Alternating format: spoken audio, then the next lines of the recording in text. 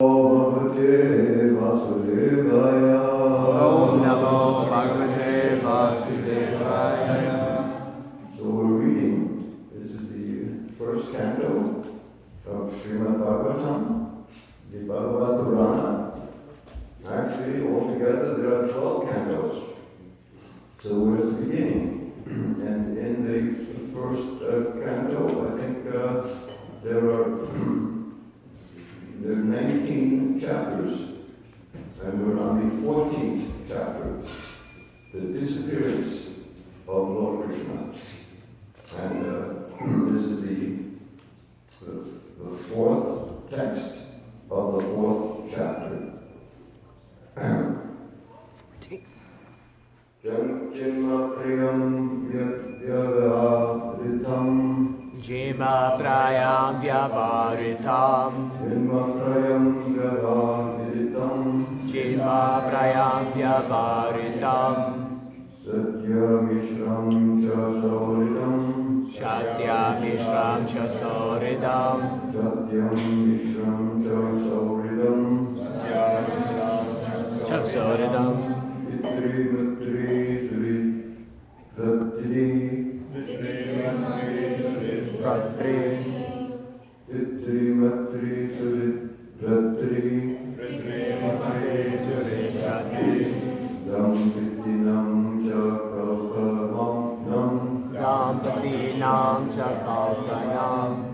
Dampatinam cha kalpanam. Dampatinam cha kalpanam. Jima prayam vyavaritam. Prayam vyavaritam. Satya mishram cha sauridam.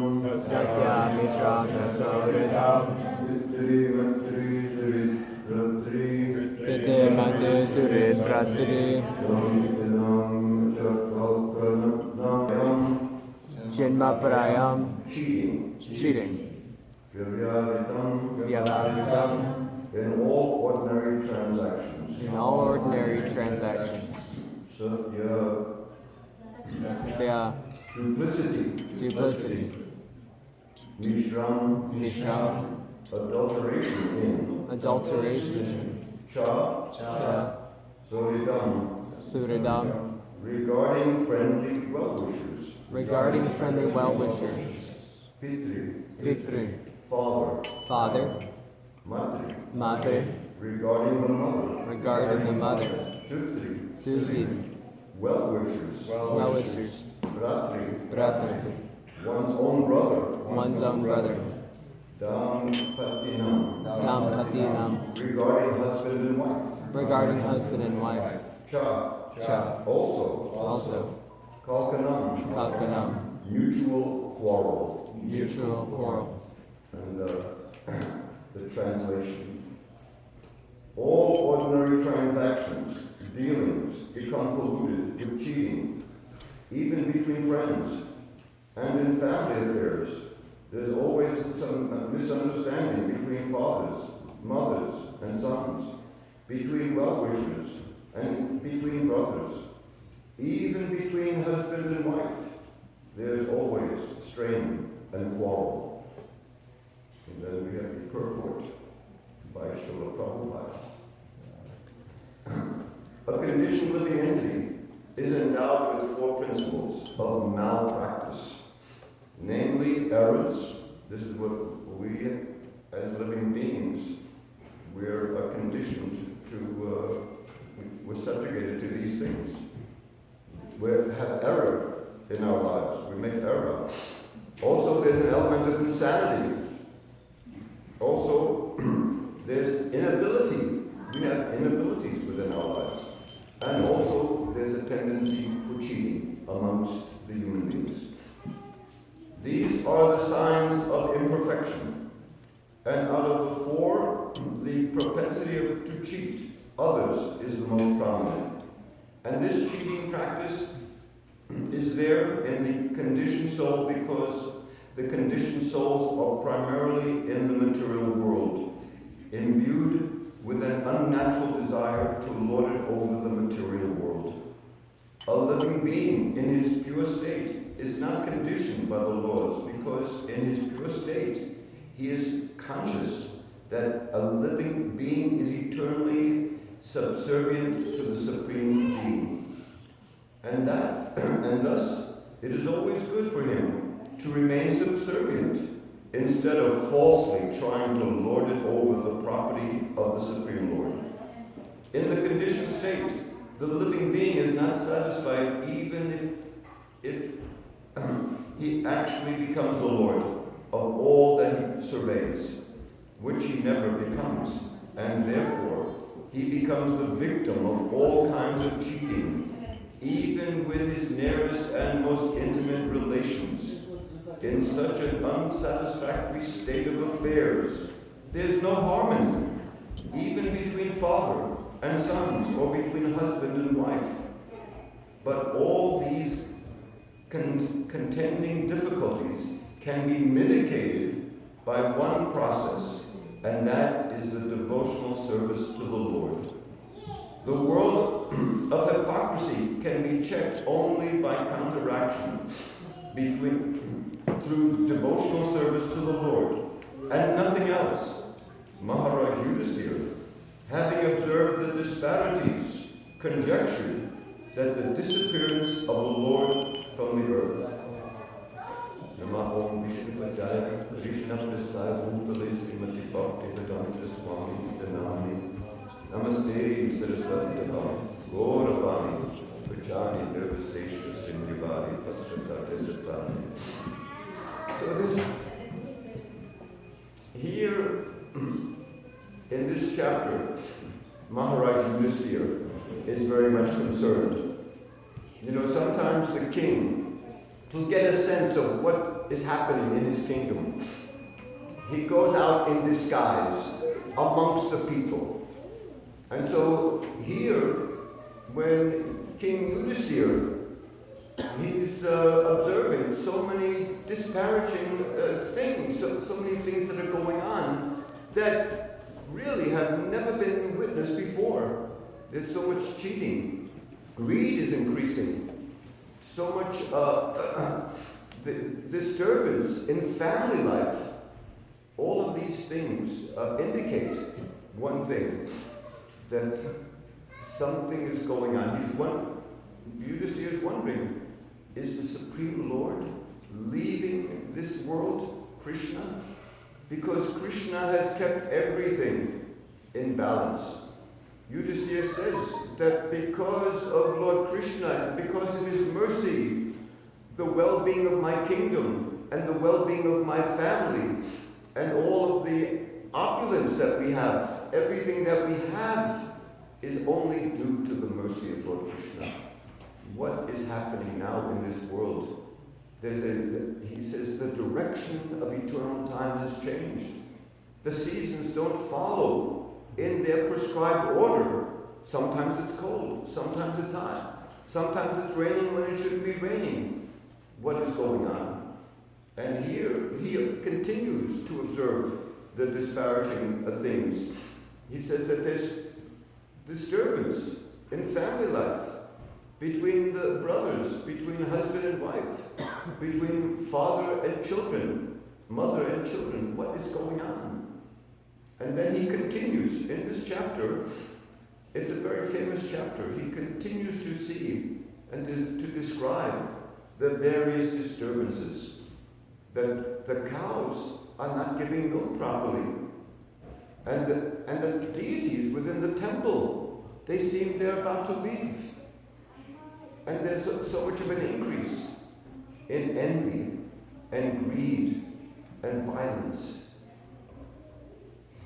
So I think we can get an idea that this applies in our own time.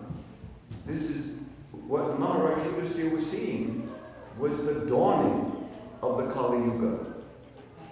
And this whole first canto is setting up how the Kali Yuga is slowly manifesting itself in this world. And especially when Krishna leaves this world, then the Kali Yuga rears its ugly head.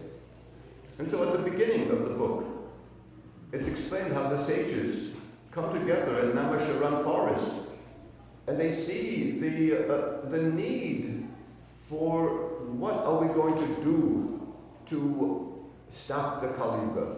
And they have 1,000-year sacrifice at Namasharan forest. And also at another place. Prior to that, there was Maharaj Cricket at the bank of the Ganges, and he had been cursed. He was cursed by a Brahmin boy. So the Brahmins, they have very great power. But this Brahmin boy, he didn't really know the extent of his power, and he cursed the king. He saw the king performing some disservice to his father. The king was out hunting Maharaj Cricket, and he was getting very thirsty and hungry. And he came to a hermitage, and there he came into the hut, the house, and the sage was meditating. And King Cricket was offended that a guest is supposed to be treated honorably. They're supposed to get some water for the guest. But the sage, he was deep in meditation, deep in samadhi. He didn't even know the king was there. And so the king became offended. And he saw that by the house there was a dead snake. And he picked up the dead snake and he put it around the king. Just like you put a garland around somebody to give them a little bit honor and welcoming. And here he made a mocking gesture. He didn't put a garland around the sage to honor the sage, but he put a dead snake around the sage as a mock gesture of respect.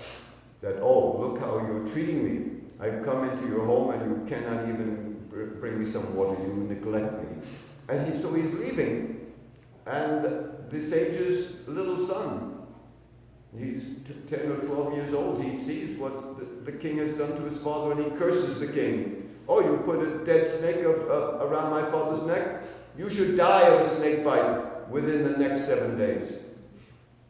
And so the king went back to his palace, and he was very much remorseful. He felt guilty that why did I let my anger get the better of me, that I cursed, I dishonored the sage. And in the meantime, back at the hermitage, the little boy, he unleashed such great power, he began to tremble, and he was crying. And his father heard him crying, and the father woke up. And he said, my boy, my child, what is the problem? And he said, the king put a dead snake around your neck, and I cursed him. And now I feel I've unleashed a horrible power. And the father saying, yes, you shouldn't have done that. So still the sage goes to see the king. And the king, amazingly enough, accepts this. He accepts the curse. That yes, this is proper. And he renounces his kingdom. He only has 7 days left. And he goes to the bank of the Ganges to sit there. And many sages all over the country, all over the universe, hear about the plight, the problem of the king. And they all come to give him support. You know, if somebody's having some problem, then the family members or the friends, they go there to give some moral support. And so here the sages from all over the world are also coming to give moral support to the king sitting at the bank of the Ganges during the last 7 days of his life. What to do? How can he, what should he do during the last few days of his life? And then, amazingly enough, there came upon the scene a young boy. Is Sukadeva Goswami. And Sukadeva Goswami, all of a sudden, when he comes, this young boy, he's only 16 years old. But when the sages see him, they all get up and stand to honor this boy. Because this boy, on his body, are symptoms that he's not an ordinary child. He's an extraordinary child. And they all agree that, my dear king, this is the person you should hear from. Actually, he is the son of Vedavyas. Vedavyas wrote all of the Vedic literatures, compiled all of the Vedas. And he also wrote the Mahabharata, the great history of the Pandavas. And the Pandavas are the family of Maharaj Cricket. And so they all agree that here is the personality that you should hear from during the last few days of your life. And so this is interesting because in one sense we're all close to death. Maybe we might be a few days like Maharaj Cricket, or a few years, or maybe even 50 or 60 or 70 years away. We don't know if it's a few days or dozens of years. But it's explained that those who are intelligent, they will counteract the influence of the Kali Yuga by following the example of Maharaj Cricket and to hear about the extraordinary pastimes of the Lord. Because what transpires in this book, the funny thing is that, like I mentioned earlier, when you have a good novel or a good movie, the problem is set up at the very beginning of the story. But you don't find the solution to the problem until much later on, toward the end of the book or toward the end of the movie. Then you get the solution. But the amazing thing about the Srimad Bhagavatam, the Bhagavad Purana, is that the solution, the problem is so urgent that they're not going to wait until the end of the book to provide the solution. They're giving the solution immediately for the benefit of the readers. And I'll just read a few verses about what is considered the solution to the problem of the Kali Yuga. These are very famous verses, and they're all in the beginning of the first canto of the Srimad Bhagavatam. Who is there desiring deliverance from the vices of the age of quarrel, the Kali Yuga, who is not willing to hear the virtuous glories of the Lord? So this is a solution, but it's stated in the form of a question. Who is not willing to hear about the glories of the Supreme Lord?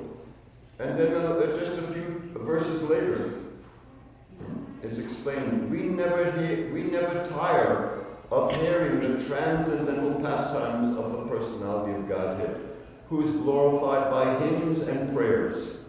Those who have developed a taste for transcendental relationships with him relish hearing of his pastimes at every moment. This is remarkable. We have to begin to relish hearing his pastimes at every moment. Because, in the world at large, everyone likes to hear a good story.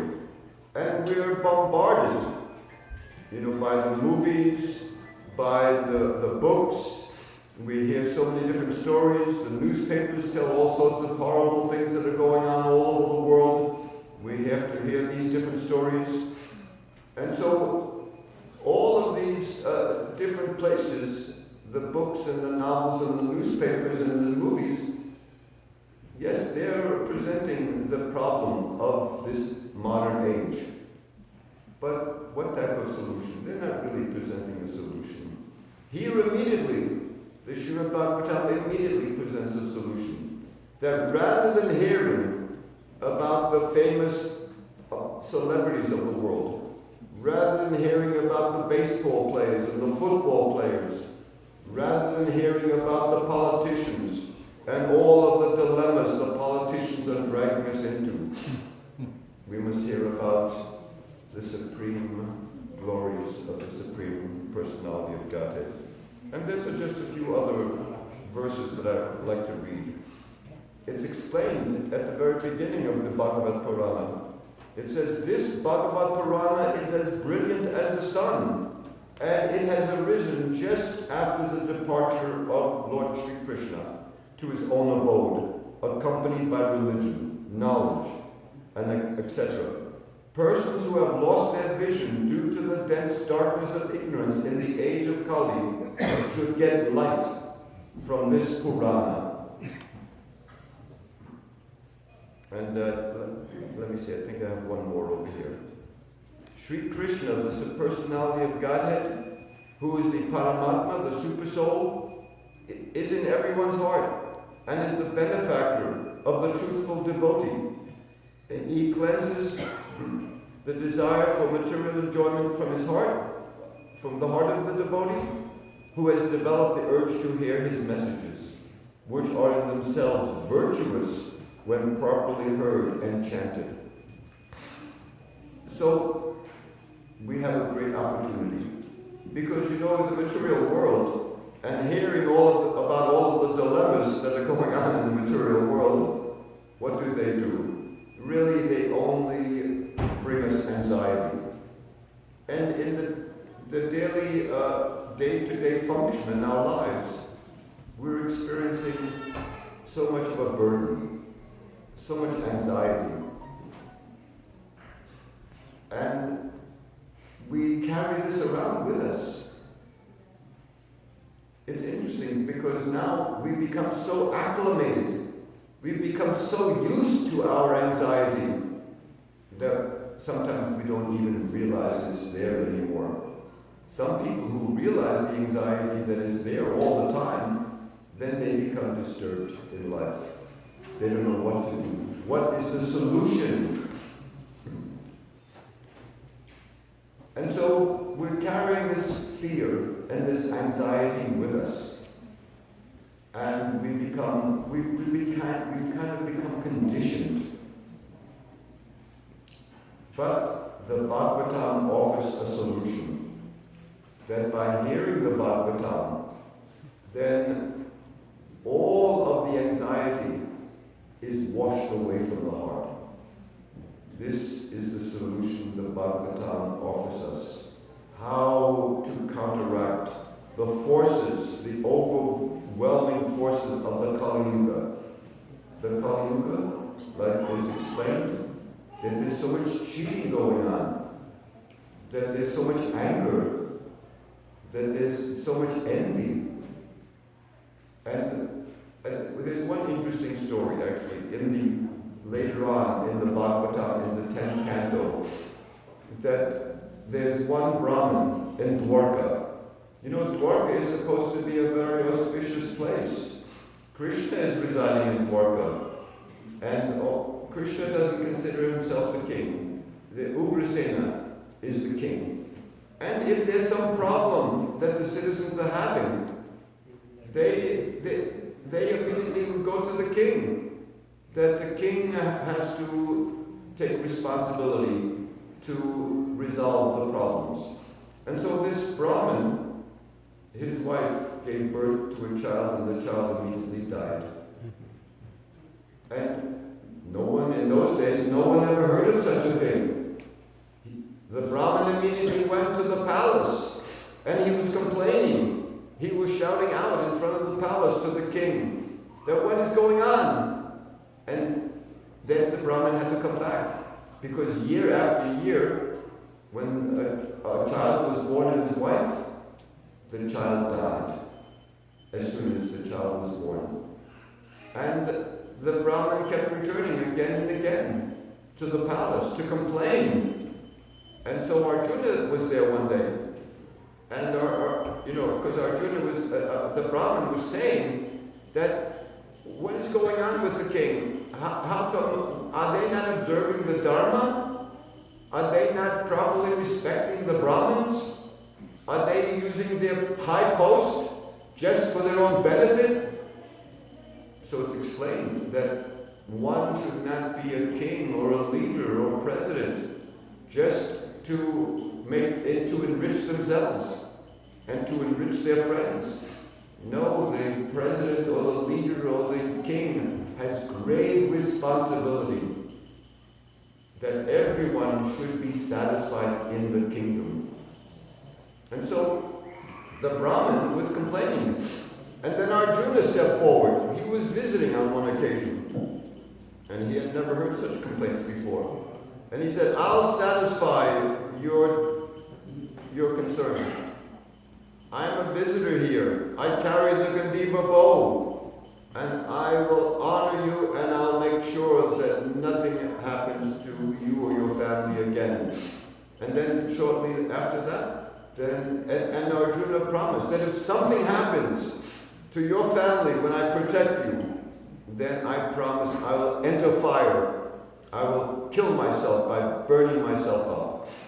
And so Arjuna makes this heavy promise. This is a severe promise.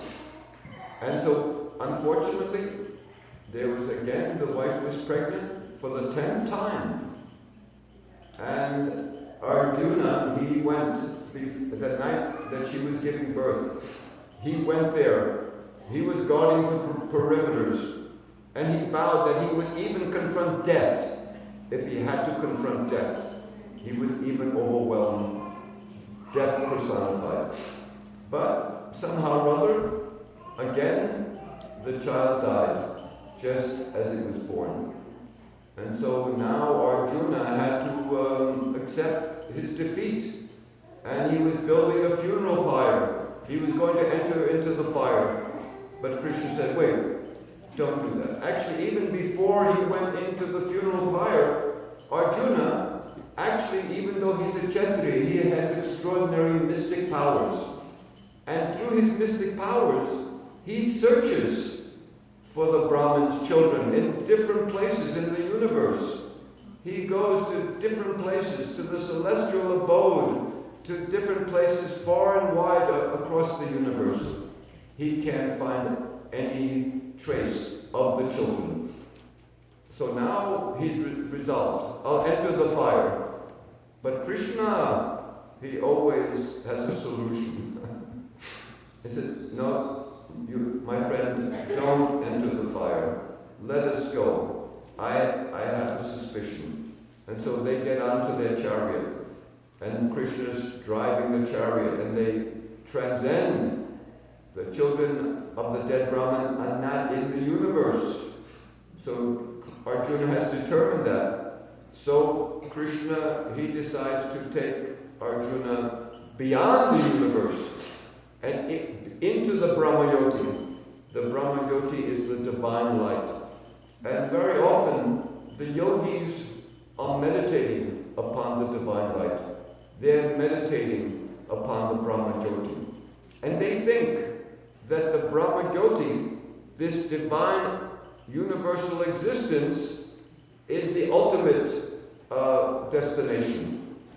But Krishna takes the chariot through the Brahmayoti, and they come to Vaikuntha, and they come to the abode of Mahavishnu. And when Mahavishnu sees Arjuna and Krishna approaching, he gets up in great joy. And the Krishna, he says to Mahavishnu, you have taken the children, have you not? And Mahavishnu has to admit, yes, I've taken the Brahman's children, not because to punish the Brahman, but I only wanted to see the two of you, Arjuna and Krishna, that I am so fortunate to have your darshan today. You can take the children back. And so here, this is the grave responsibility of the Kshatriyas, of the warriors, of the leaders, that they're willing to go to any extent to safeguard the residents of the kingdom. And so, in this way, especially in the Kali Yuga, all of this that has been presented by the Vedic culture, the Vedic culture is such an exalted culture, it tells us how to behave with one another. and what the responsibilities are, who we are, how we can attain the real goal of life. What are the responsibilities? You know, this word dharma is just such an extraordinary word. Dharma could mean morality. It could mean religion. It could mean our social responsibilities in society. It could mean our responsibilities to our family and friends. It could also mean who we are.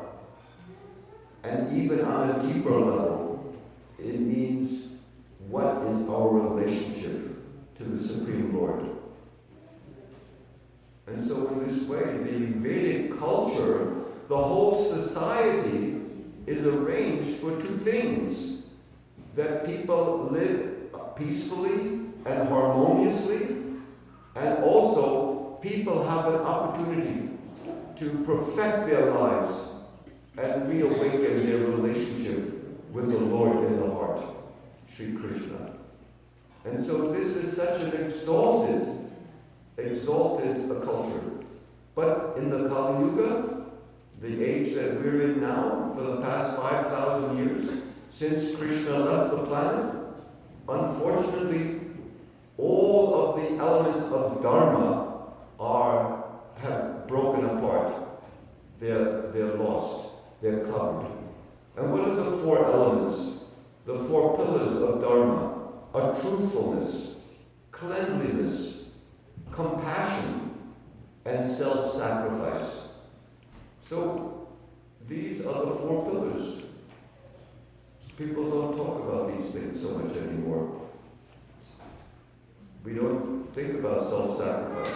People in the material world are so greedy, they only think about their own satisfaction. They're not concerned about anybody else.